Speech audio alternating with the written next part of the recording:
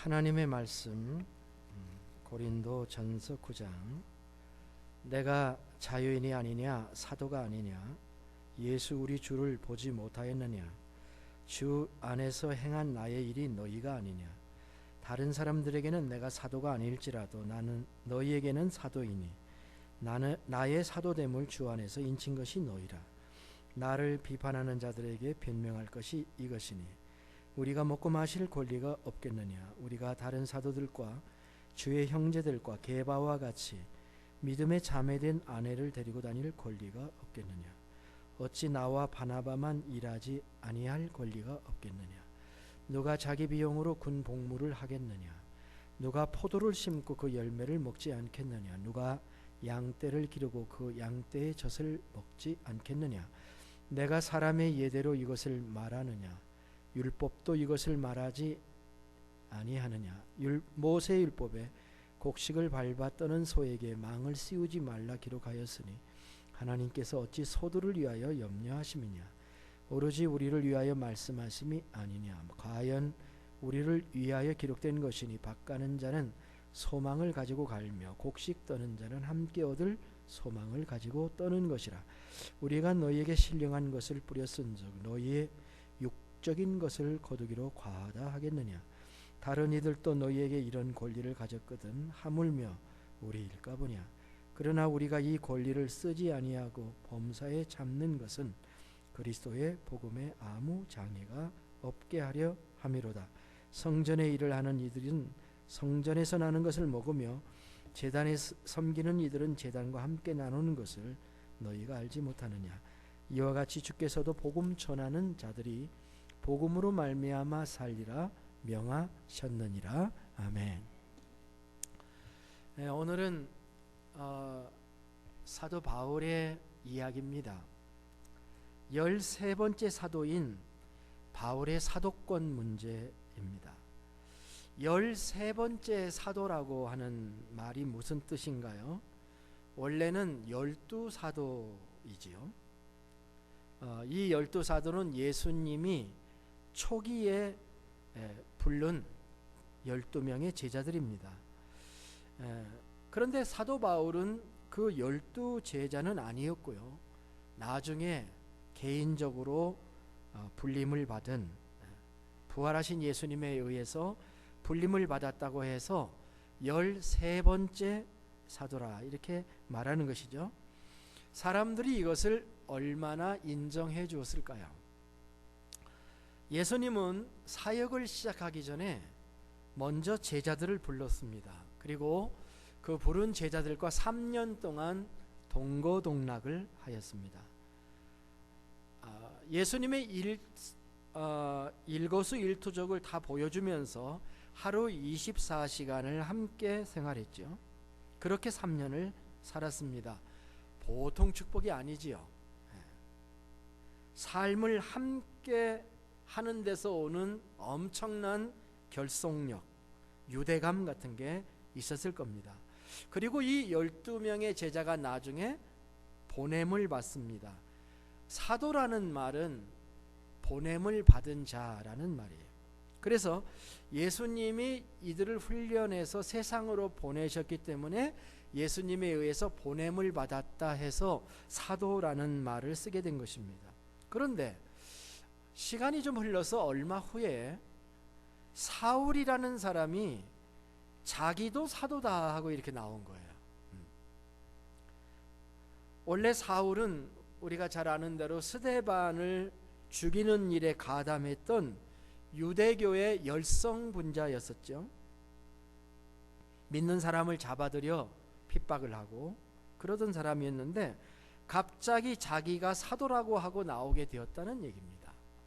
그렇게 됐을 때 이 스토리는 사도행전 9장에 나오는 사울의 회심 스토리를 말하는 것입니다.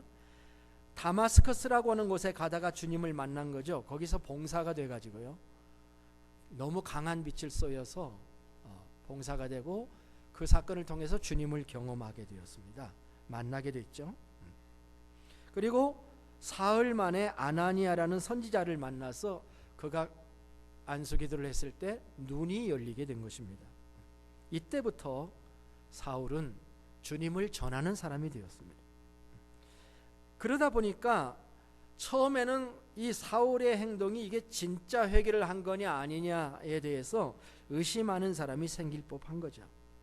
그런데 이후에 여러 해를 지나면서 훈련의 기간을 거치게 되었고, 바나바라고 하는 그 사람이 그를 안디옥 교회로 불러들여서 같이 교사가 되어가지고 1차 전도여행, 2차 전도여행, 3차 전도여행을 하면서 하나님의 복음을 유대인과 이방인에게 전했던 겁니다.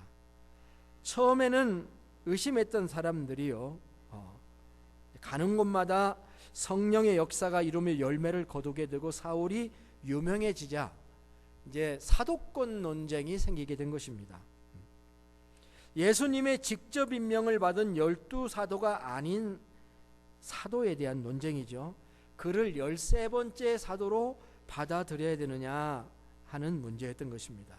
일부는 여전히 의혹의 눈길로 볼 수 있었던 것입니다.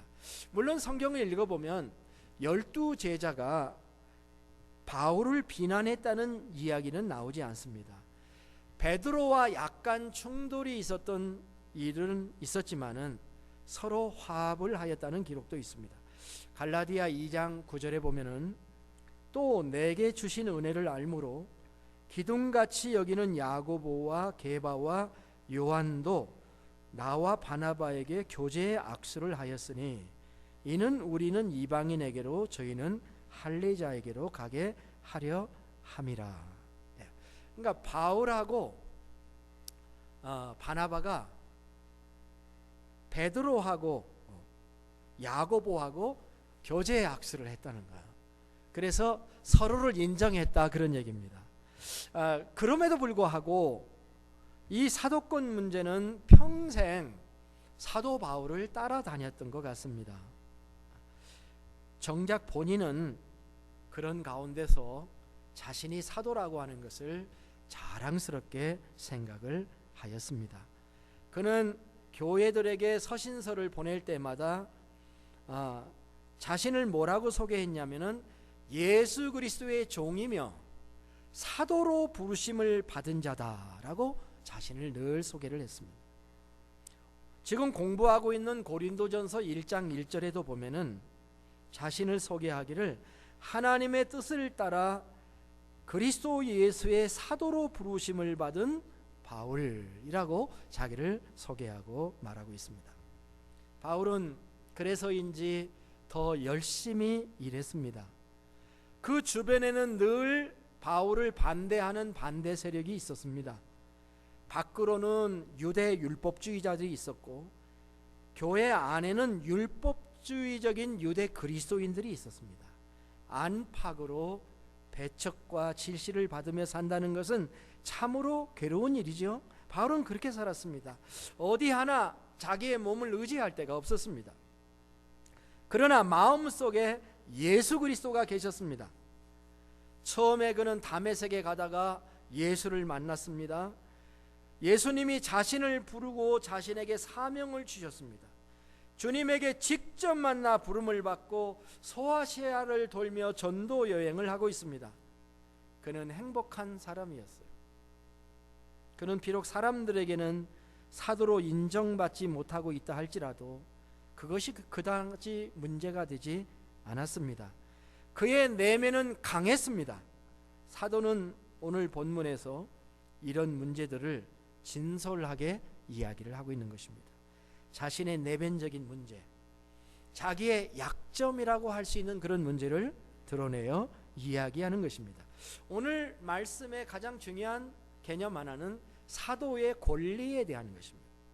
사도는 자신의 권리에 대해서 얘기하면서 내가 사도의 권리가 없겠느냐라고 물으면서 이야기를 합니다. 권리, 여기 권이라는 말이 나오는데요. 세상에, 오늘도 세상에는 권리에 대한 주장이 많죠. 인권 하면 뭡니까? 인권이라고 하는 것은 human rights죠. civil rights라고 하기도 하는데요. 인간의 권리입니다. 권리. 권리라는 말은 rights인데요, 클레임이라고 또 이렇게 번역을 합니다. 권리는 이렇게 클레임할 수 있는 거예요. 주장할 수 있는 것입니다. 사람들은 자신의 권리를 주장합니다. 주인은 주인대로 자신의 권리를 주장하고, 종들도 종 나름대로, 사장은 사장대로, 종업원은 종업원대로 자기의 권리를 주장할 수 있습니다. 어찌 보면 세상에는 자신의 권리를 찾겠다고 하는 아우성으로 가득 차 있다, 이렇게 말할 수도 있겠습니다. 요즘 정치 시즌 있잖아요. 정치하는 사람들은 아마 다 대통령이 되고 싶어 하는 것 같습니다. 왜 대통령이 되고 싶어 할까요?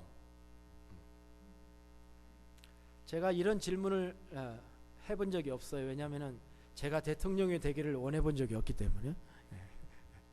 왜 대통령이 되기를 원할까요?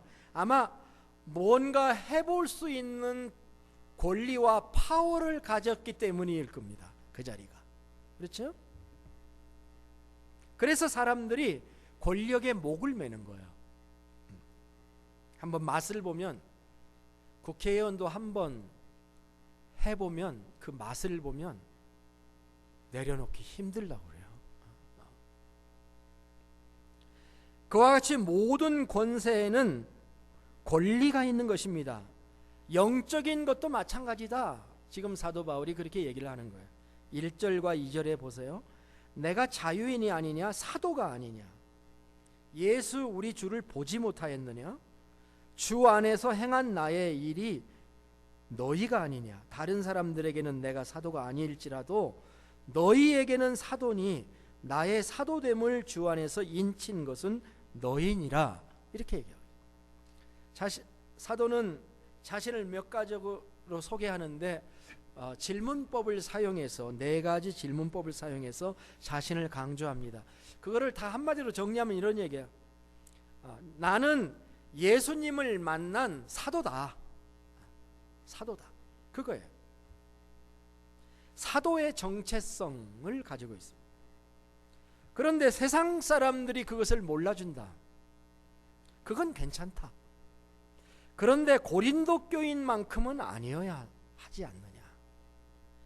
아무리 다른 사람들이 나를 욕해도 너희들에게 복음을 전해주고 믿음 생활을 지탱시켜준 나 자신에 대해서만큼은 사도권을 인정해 주어야 하지 않느냐.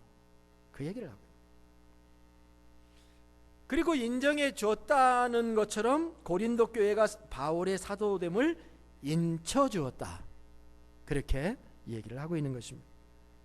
도대체 사도는 어떤 권리를 얘기하는 것일까요? 오늘 말씀에 몇 가지가 있는데, 첫째는 먹고 마실 권위 없겠느냐, 이렇게 얘기를 하고 있습니다.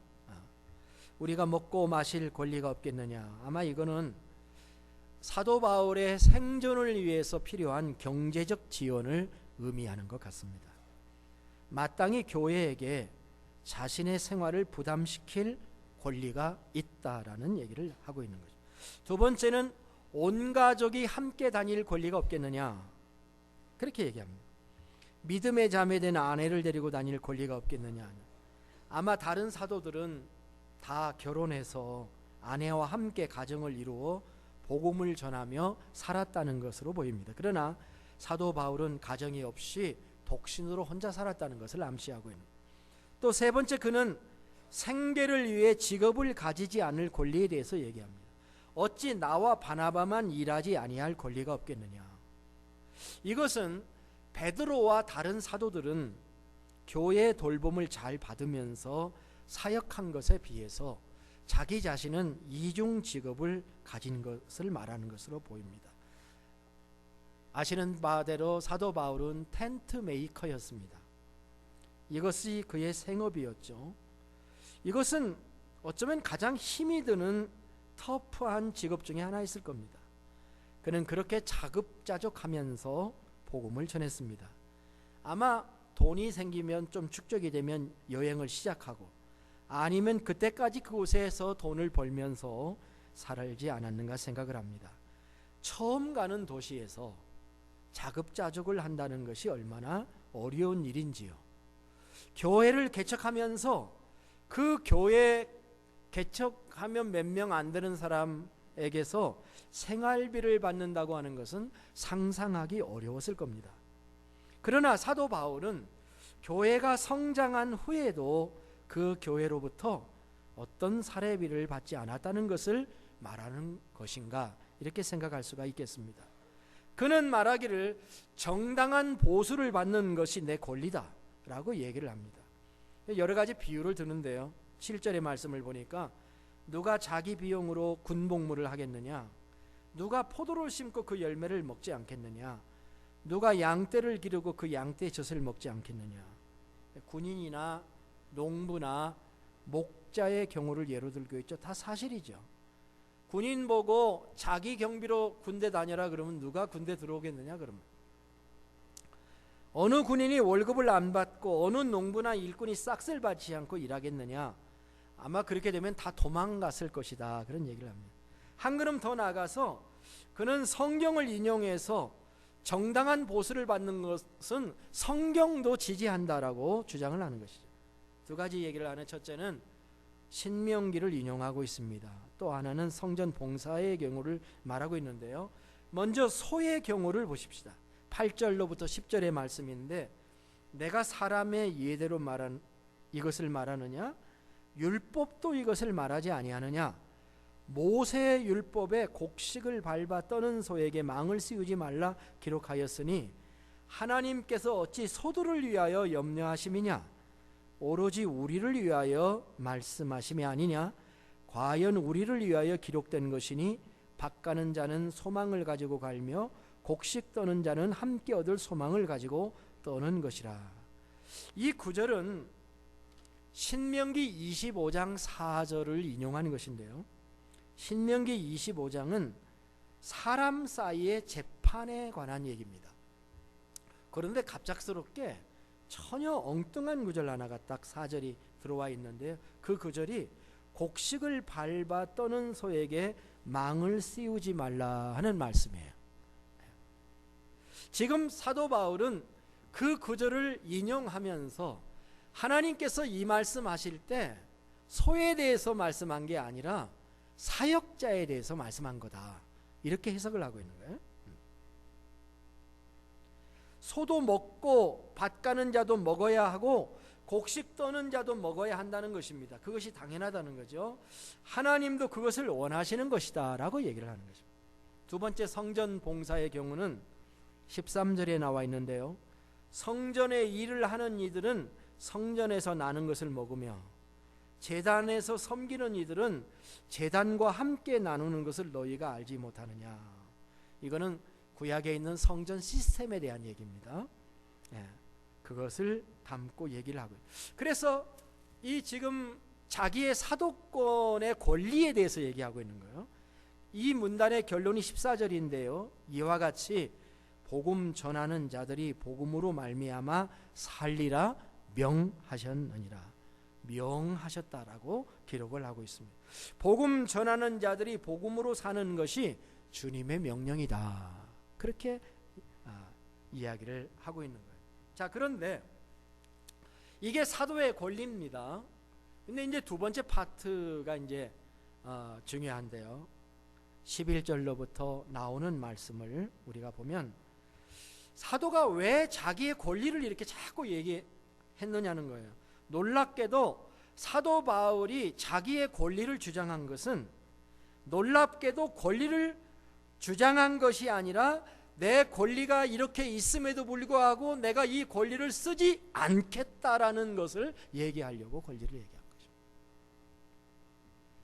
우리가 너희에게 신령한 것을 뿌렸은즉 너희의 육적인 것을 거두기로 과하다 하겠느냐. 다른 이들도 너희에게 이런 권리를 가졌거든 하물며 우리일까 보냐.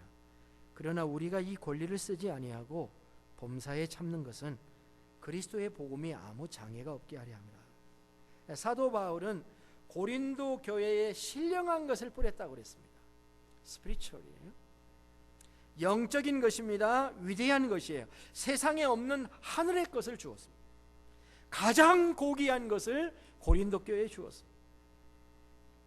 그러니 다른 사람들처럼 자신의 권리를 주장할 수 있다라고 하는 얘기예요. 그런데 이 권리를 쓰지 않겠다는 말을 하는 거예요. 손해보는 선택이지요. 바보 같은 말입니다. 권리를 쓰지 않겠다니 뭔가 사정이 좋아졌기 때문에 권리를 쓰지 않은 것인가? 아닙니다. 범사에 참는다라는 말이 그 다음에 나오죠. 우리가 가장 뚜껑이 열릴 때가 언제입니까? 내 권리가 있는데 이것을 못 쓸 때, 사람들이 무시할 때 뚜껑이 열리잖아요. 근데 저는 오늘 이 말씀을 보면서 야, 참 놀라운 말이다. 인내 중에 이런 인내도 있구나 하면서 감사가 나오죠. 자기의 권리를 쓰지 않는 인내도 있구나. 말씀을 준비하는 갑자기 이런 글이 생각나더라고요.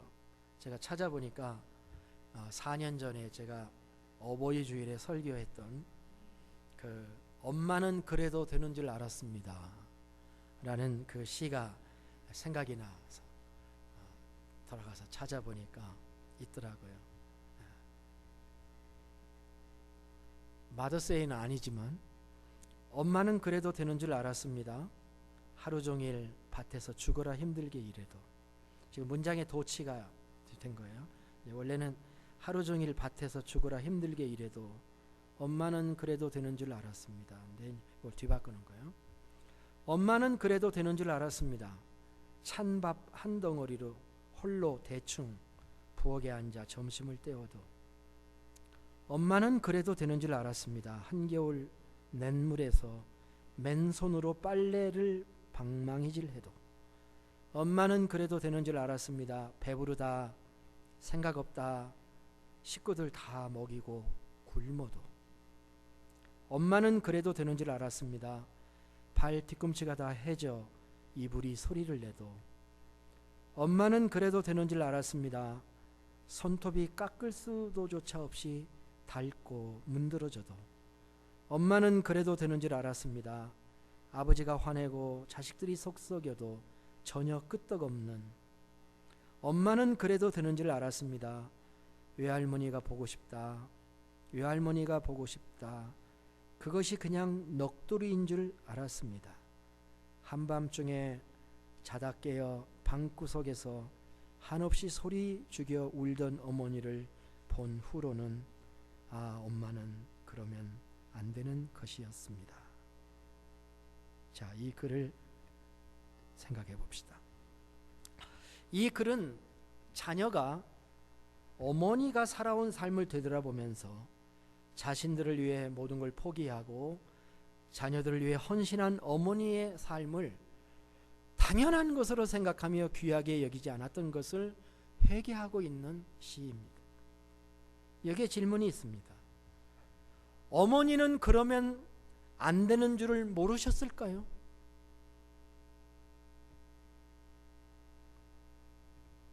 우리 모두는 그렇게 생각하지 않습니다. 어머니도 아셨어요.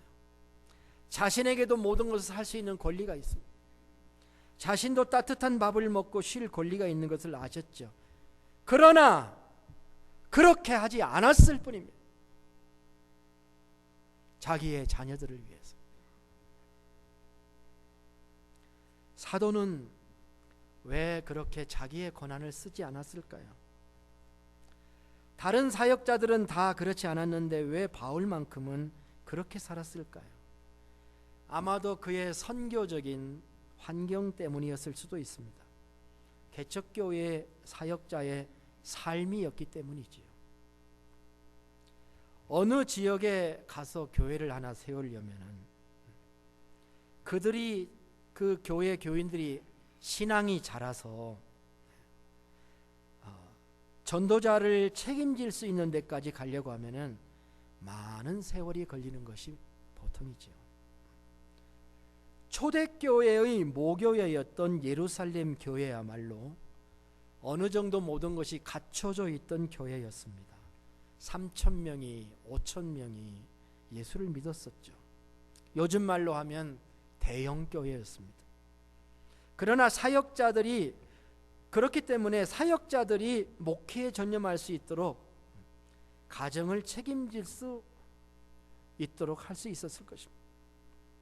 그러나 바울은 항상 도피하는 전도자였습니다.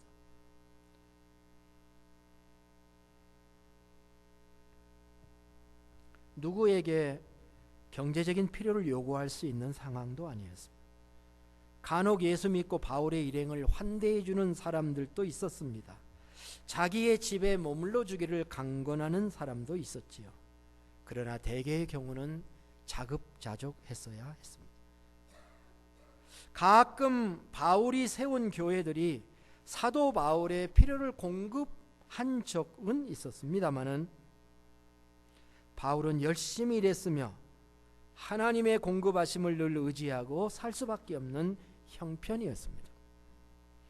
사도 바울은 자기의 자서전적인 글인 고린도후서 11장 26절 27절에서 여러 번 여행하면서 강의 위험과 강도의 위험과 동족의 위험과 이방인의 위험과 신의 위험과 광야의 위험과 바다의 위험과 거짓 형제 중에 위험을 당하고 또 수고하며 애쓰고 여러 번 자지 못하고 줄이고 목마르고 여러 번 굶고 춥고 헐벗었노라, 이렇게 이야기를 했습니다. 그런 와중에도 그는 사람을 의지하지 않고 하나님을 의지하며 살았습니다. 그는 자신의 쓸 것을 보내준 빌립보 교인에게 이렇게 썼습니다. 내가 궁핍함으로 말하는 것이 아니다. 어떠한 형편에든지 나는 자족하기를 배웠노니 나는 비천에 처할 줄도 알고 풍부에 처할 줄도 알아. 모든 일 곧 배부름과 배고픔과 풍부와 궁핍에도 처할 줄 아는 일체의 비결을 배웠노라. 내게 능력 주시는 자 안에서 내가 모든 것을 할 수 있느니라. 사도가 이렇게 산 것은 다른 것이 아니라 복음 때문이었습니다. 고린도전서 9장 11절 12절 말씀입니다. 오늘 본문.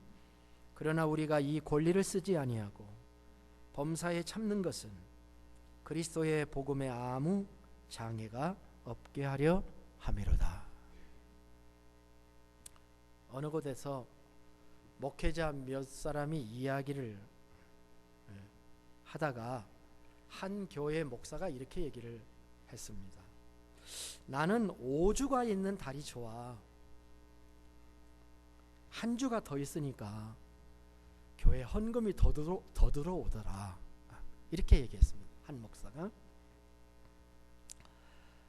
그랬더니 그 옆에 있었던 다른 목회자가 이렇게 얘기를 했습니다. 나는 4주가 있는 달이 좋아요. 한 주간을 더 견뎌야 된다는 것은 정말 끔찍해요.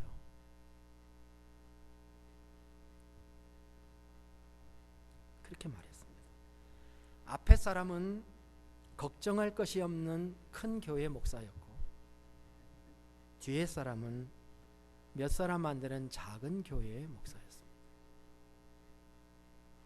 저는 우리 동역자들에 대한 애정이 있습니다. 그들에 대한 자부심도 있고요. 그러나 그들이 권리를 쓰지 아니하고 하나님을 바라보며 살아가는 모습이 참 아름답고 그러면서도 주의 복음을 전하는 그런 사도 바울과 같은 당당함을 가질 것을 저는 도전하고 싶습니다. 말씀을 맺겠습니다. 권리를 주장하시겠습니까? 아니면 그 주장을 내려놓고 권리를 쓰지 않고 범사에 참으시겠습니까? 권리를 주장하는 것과 그것을 포기하고 내려놓으며 하나님만 바라보고 사는 것, 그것은 분명히 세상 사람들이 가는 길은 아닙니다. 이것은 다른 사람을 위한 설교가 아니고 나를 위한 하나님의 말씀으로 우리가 받아야 됩니다. 오늘 이 설교 들으면서 혹시 딴 사람 생각하면 안 됩니다. 다른 사람에게 권리를 내어놓으라고 말하면 안 됩니다. 내가 내려놓아야 합니다. 다른 사람에게는 선대하십시오. 그리고 자기 자신은 하나님의 말씀을 붙잡으십시오. 그것이 거기에 승리가 있는 줄로 믿습니다. 하나님의 복음의 영광을 위하여 필요하다면, 교회를 위해서 필요하다면 자기의 모든 권리를 내려놓을 각오, 이 각오를 가진 사도 바울의 아름다운 신앙, 이 신앙을 우리 모두가 본받았으면 합니다. 이것이 사역자의 영광이고 축복입니다. 이것은 결코 불쌍한 것이 아닙니다. 이것은 축복입니다. 권리 주장과 참고 인내해야 되는 것의 방정식은 우리가 풀어야 될 과제입니다. 자신의 삶에 이것을 풀어내는 법을 배우게 될 때 그는 가장 행복한 사역자가 될 수 있는 줄로 믿습니다. 다 함께 일어나셔서 찬송가 288장을 부르시겠습니다.